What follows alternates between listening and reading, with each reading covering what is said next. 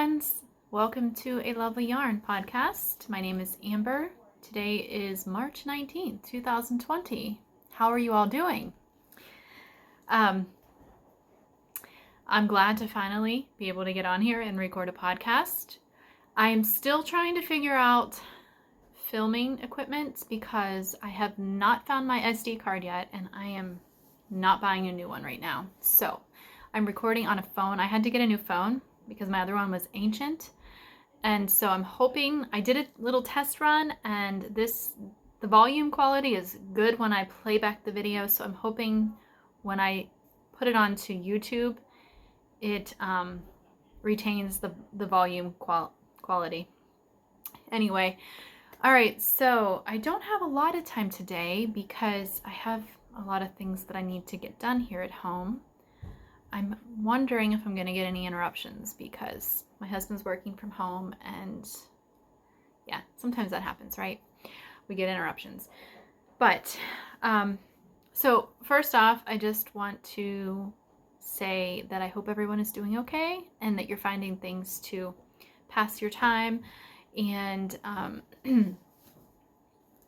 that, you know, yeah, I don't want to belabor the topic, and I think everybody probably knows what I'm talking about, the coronavirus, because I know that that's all that you read about right now, and it's good to be careful, and we ourselves, our family here, we are self-isolating, and because we feel that's, you know, the responsible thing to do. And we're on day 4 or 5. We started Sunday. Although I did go to work on Monday, which that's a whole nother story. So I started a new job. I'm working for outside of the home for the first time in 13 years. A coffee shop opened up in our town, and I am working there as a barista, and I absolutely love it. It is perfect. It's part-time, and I still homeschool our kids, but they're high schoolers now, and they take some online courses, and they're much more independent. And I was finding myself having way too much downtime, and it just wasn't mentally good for me. So when this coffee shop opened, I reached out to them back in December, and I started working in February. So it's a bummer that you know, I went to work Monday, and that was my last day until they well, we don't know until, you know, everything's very uncertain. I think that's the hardest thing right now, is everything feels like it's in limbo, but I'm trying to just focus on the good things, and remembering that God is in control, and that I don't have to fear the uncertainty of the future, and just trying to look for like the little gifts and doing more knitting. And I'm planning on spring cleaning our house, although I thought I would start that Tuesday. I have not started it yet, and it's Thursday. I've been knitting more. Yeah, just getting outside. Thankfully, the weather is decent. It's been unseasonably warm this whole winter here in Western Pennsylvania, and lately it's been good weather for getting out and walking. So we've been doing quite a bit of that, just getting outside, because that really helps to calm my mind and my spirit. So anyway, here we go. We're going to see how this goes, because like I said, I'm recording on my phone. I don't have the previous app that I used on my other phone to like do the splicing and all that. So this is going to be an experiment, this video. I think that's all I wanted to say for an intro. And so let's just get started. We'll just start with the finished objects. I have 3. Like I said, I've been doing a lot of knitting.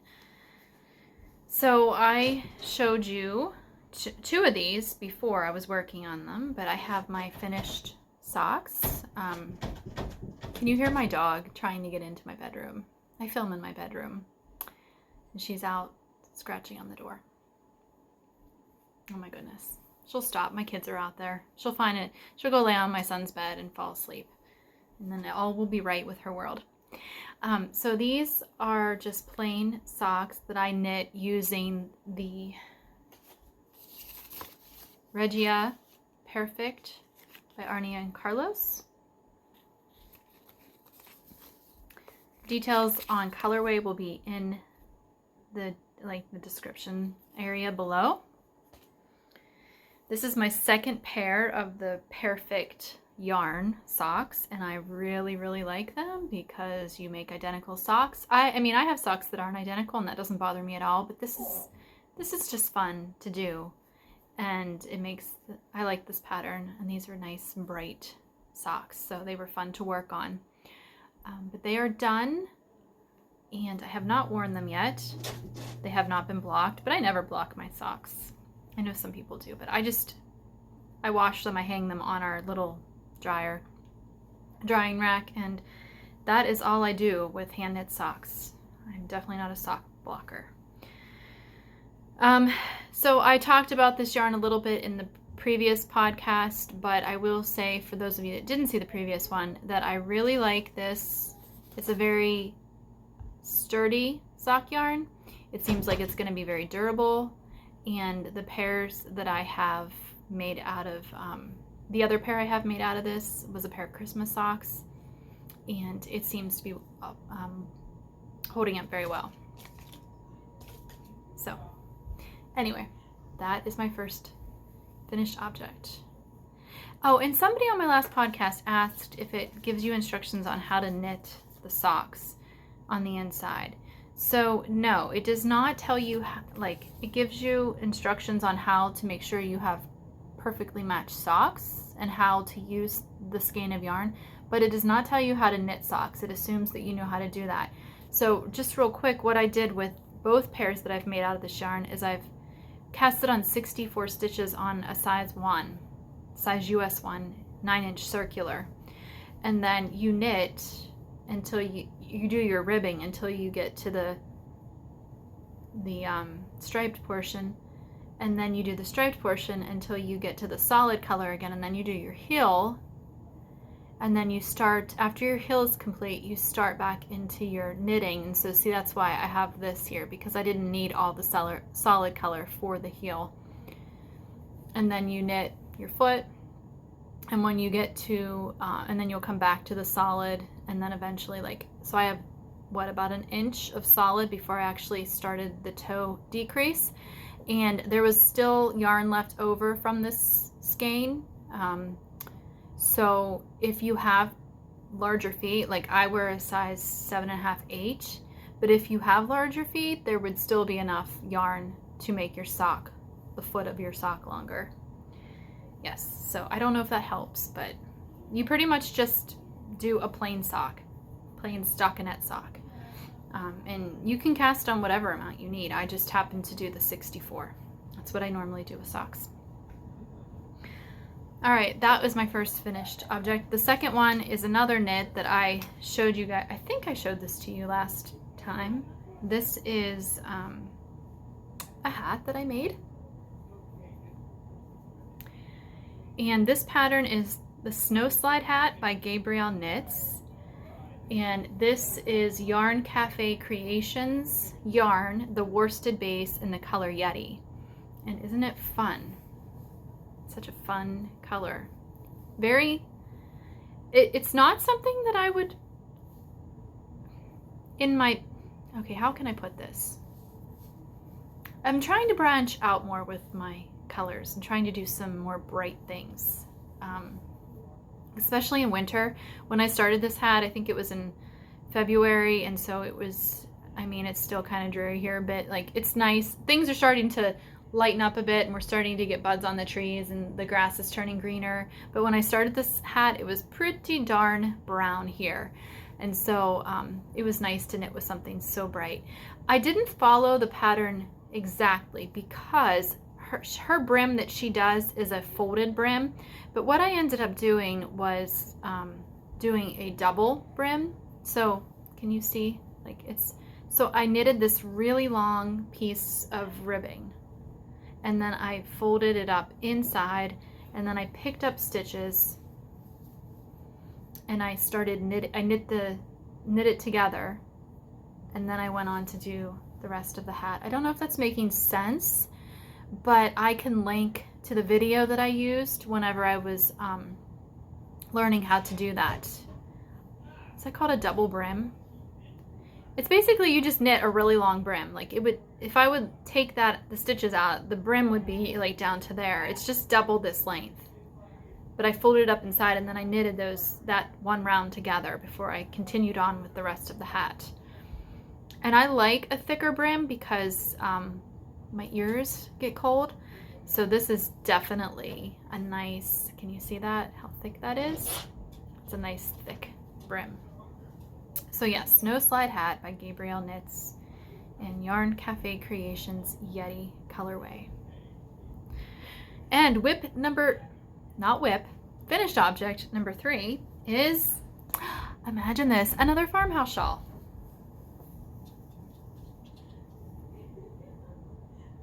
Here we go.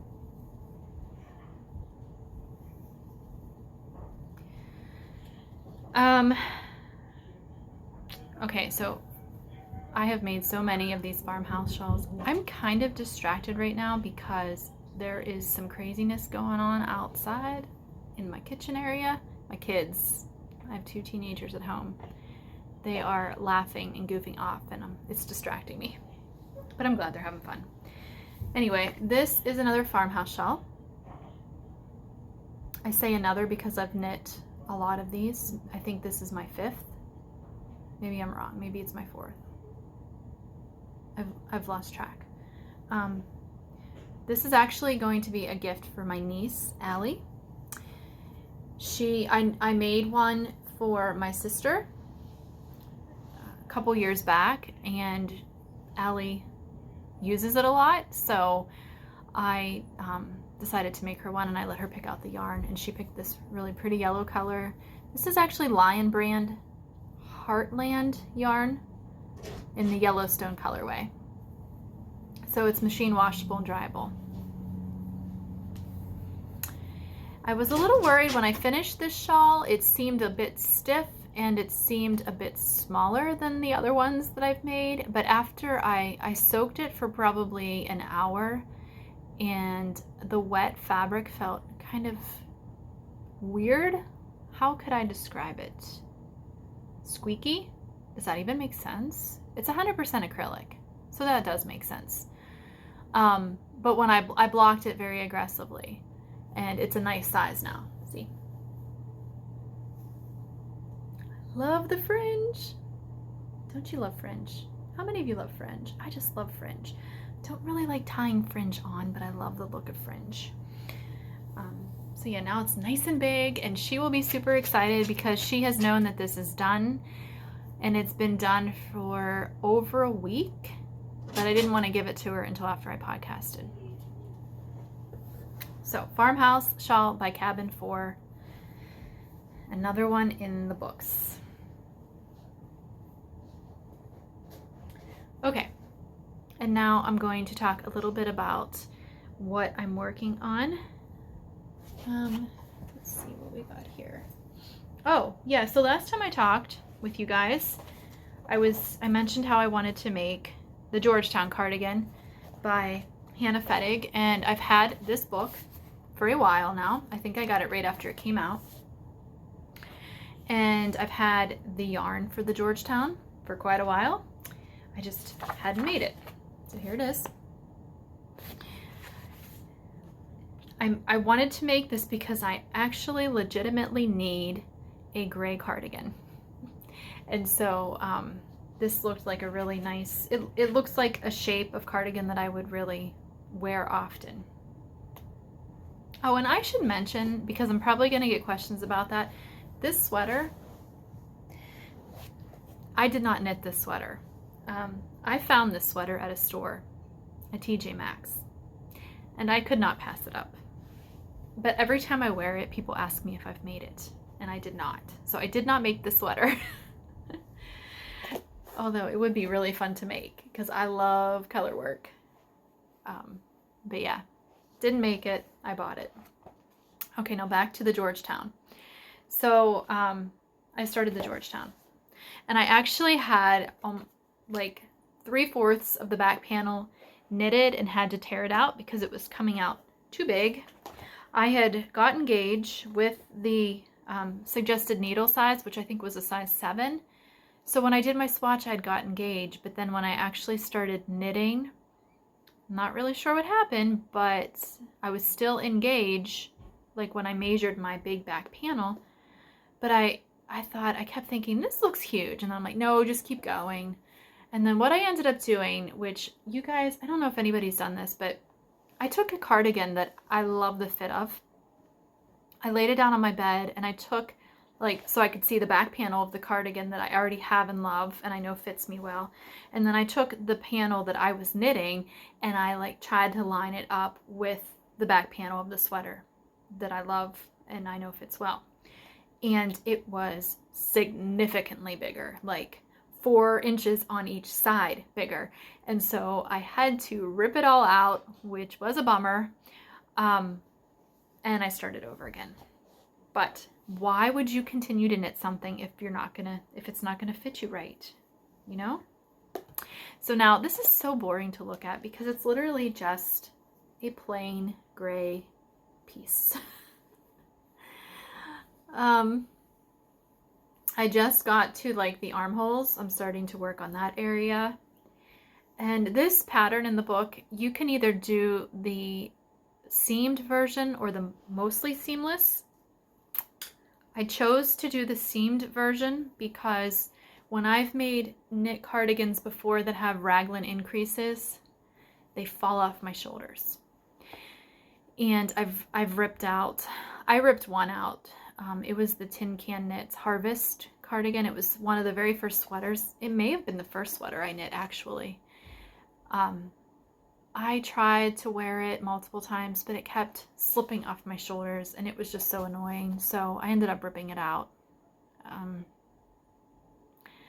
And so I thought, well, I'd heard that if you do seamed cardigans, they often fit better and they don't do that on the shoulders. Because I know that's not a problem that just I have experienced. It's a problem that people have talked about. So I'm doing the seamed version. I've never seamed a sweater before. I'm not typically somebody that likes finishing work, so I'm not sure. I mean, it's not like I totally avoid it. I always finish my projects. Like I'm also not one that just leaves ends unwoven and stuff, but it's not like I find weaving in ends relaxing or anything like that. And so I'm not sure how I'm going to feel about seaming a sweater, but it's okay because it'll be worth it. So that's what I'm doing. And I only have this back panel. I am using Cascade Eco yarn. Oh wait, no, that might be a lie. Let me look and see what this is because I have the Cascade 220 Heathers. Sorry, that's what it is.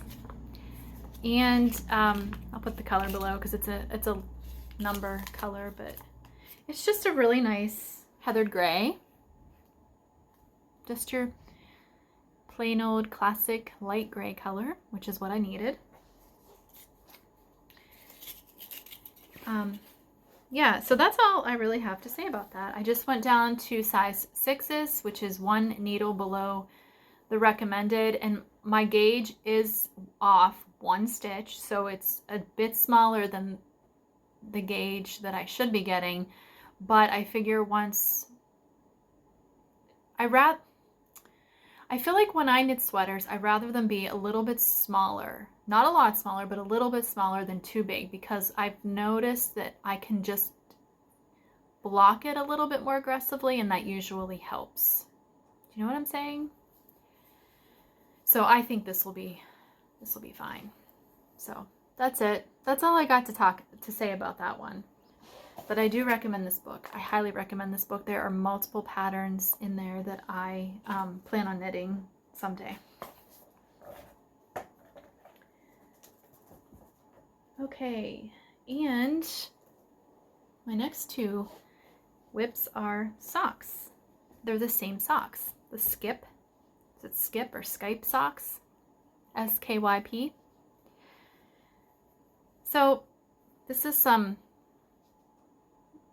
Knit Picks Stroll Tweed. And it is, it has a color number, not a color name. So I'm not going to give the number. I'll just write it below.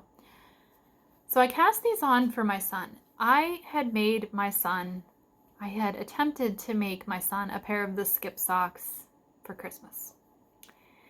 And I got both socks. Well, I got one completely done and then the second down to the toe before. And I thought, man, these look awfully wide. I'm going to have him try them on. I was going to give them to him as a surprise. I was going to give them to him as a surprise for Christmas. But when I saw how big they were looking, I thought, no, I want to have him try them on. And they were huge. Like, so big on him. Not lengthwise, but like the leg portion, it was totally loose on his leg. So I ended up pulling those out and making him something different. But whenever I started this pair of skip, I was going to make these for him, but I went down. So I think the first pair, I cast on 72 stitches on a size 1 or 1.5 US needle for the first pair I made that were too big.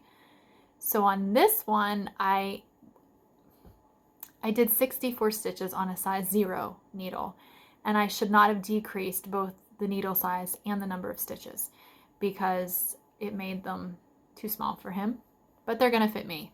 So they're gonna be my socks. And this is like a dark gray with blue undertones, this color.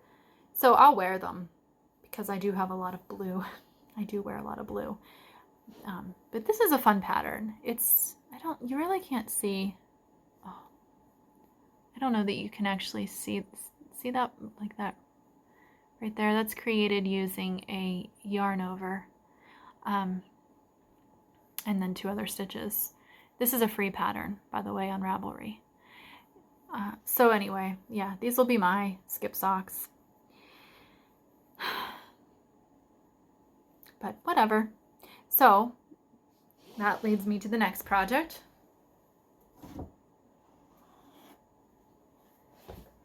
I cast it on a pair for him last night. Actually, I cast it on while we were out driving because he's learning to drive, so he has to get so many hours, and so I knit while he drives. And this yarn is by Old Wire Road Fiber Co. Old Wire. Gosh, I just keep remembering. So I bought this back when she was the Blackberry Ridge, and that's what I always think of when I think of her yarn company. Old Wire Road Fiber Co. I'm sorry, Ashley, if you're watching this and I'm messing that up, I'm so sorry. This is Play That Funky Music. Such a fun color. I originally started making the Sea and Sky pattern, which is a scarf pattern. I was talking about this on my last podcast, and I quickly realized that I did not enjoy it because it was a cable lace scarf pattern with fingering weight, and I realized it was going to take me a really long time, and I was not enjoying the process at all. And it was a scarf for my son because this color looks really good with his skin tone and he does wear scarves. So I was gonna make it for him, but what I ended up doing is contacting Ashley and asking her to dye her DK base in this color. So that's what she's doing for me. So I'll still make him a scarf. It's just going to be with a heavier weight yarn. And also, I think it'll be better because he wears scarves like with his leather coat. So not scarves like in the house. He wears them when he goes out. And honestly, the fabric that was working up with this was not, I wasn't liking it. It was very thin and airy. And I thought, and I'm going to block that and it's going to get even more so. So I think knitting a scarf with a heavier weight yarn will be a good decision. But for his, I ended up casting on, so I went down to, I did a size 1 in 64 stitches. So I went down half a needle size and just went from 72 stitches to 64. So hopefully that'll be good for him. Isn't that a pretty color? I just love that color. And I just got into the actual like portion where you actually start doing the different stitches. I don't know how much Ashley dyes anymore, so I think she just does like random updates, and she does other things as well, like stitch markers and soap. She makes soap because she has goats, so I'm pretty sure she uses the goat milk in some of her soaps. But I have a lot of her yarn, and it's always really beautiful. Okay, so yeah, 2 whips, 2 socks. And then another thing, I picked up my, I'm sorry, I realize I keep looking over there because on my old phone, that is where I looked, I think. My camera's up here now, right there. I have a hard time looking there. I'm gonna have to train myself to do that. So I started working on my Scrappy blanket, mitered square blanket. I pick this thing up every now and then. I don't know. I've been working on it lately. So here, it's not very big.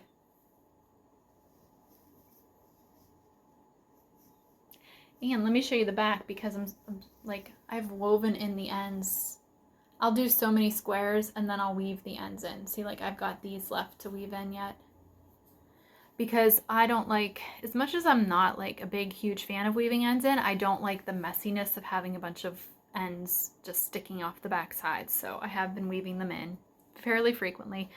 But in the last week, I've just put on these 5 blocks here. So the green one through this reddish colored one. And I think, well, the only one I know for sure, these 2 are Cozy Posy Yarn Co. And I think this one might be 6 and 7 fiber, but I'm not sure about these 2. So I've been working on that. Still have a long way to go. So why did I start the next project?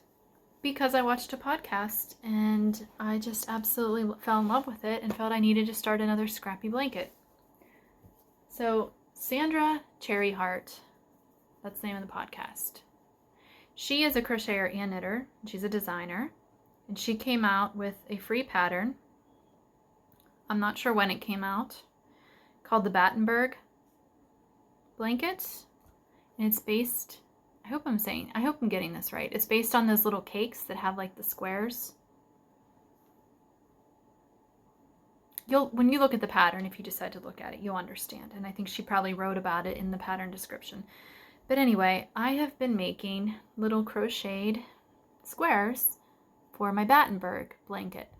Now, the way it's done is you do your colored squares and then you buy a solid neutral. So I'm gonna do like an off-white, which I don't have right now, but this is gonna take me a long time to get through all these squares, so it doesn't really matter.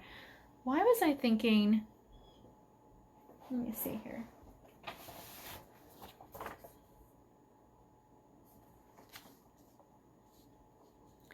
There's a way to do it so that you can join as you go once you start doing the neutral colored ones. And that's how I plan on doing it, because could you imagine stitching together all these small squares? Here's what it's supposed to look like. Isn't that pretty? Okay. You need 1,020 squares. And I'm using sock yarn for this. This pattern was, you could do it with any kind of yarn, but I am doing it in the sock yarn. That's what she wrote it for. The only difference is I'm making my squares bigger. So where she did 3 rounds of crochet, I'm doing 4, because that's the one thing with my mitered square blanket. The pattern that I chose to follow, it said to cast on 16 on each edge. And I've noticed a lot of other people have much bigger squares. And I feel like if I would have done bigger squares, I would, you know, you would have had less ends to weave in because your squares would have been bigger and it would have gone, it feels like it would have gone faster. So in reality, these squares are only supposed to be 3 rounds big, but I made 4. I made mine 4. So let me just show you.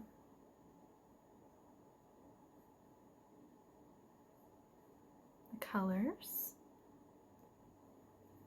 These are so cute. They're just so cute. These are all just sock yarn scraps. This one's fun. I think that's an Old Soul Fiber Co. I think that's the, forget, it's like a mermaid color. And these last three, the yarn must be slightly bigger, even though it's fingering weight, because they are much bigger. Like, look, see that? Much bigger. So I think what I'm gonna do with these three is just crochet an edge around and make them into coasters, because they're much, I think they're too big to use with the other smaller ones. And I need some coasters, so I'll just like get some off-white yarn, crochet around it, put some sort of edging on all three of them. Or maybe I won't do off-white. Maybe I'll do like a complementary color and then just have them as coasters. So yeah, I am far from 1,020 squares, aren't I?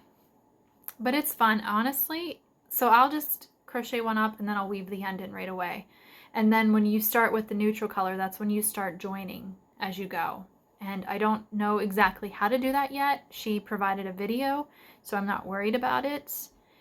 And but right now I'm just gonna, my plan is to make all the squares, then buy the yarn for the neutral color, and then I'll learn how to do the join as you go method. So yes, that is another Scrappy blanket project. And I think that's all. I think that's all I have to talk about. I know I'm looking, it's only like a 32-minute podcast so far, but that's okay, right? Yeah, because I have some other things I need to do around the house, but I did want to stop in and say hello because it's been a while. And I'm hoping that everybody is doing well and staying connected as much as you can throughout this. You know, it's really funny. I volunteer at our church at our mom's ministry, and I was supposed to speak today at our gathering, but we're not having any gatherings or services right now. So we actually, I did my little talk on Facebook Live, which was really cool. Like I said to the women, you know, it's really neat that we live in a time where even though we have to isolate ourselves from other people, or, you know, we probably should be, to be responsible citizens, we probably should be practicing that.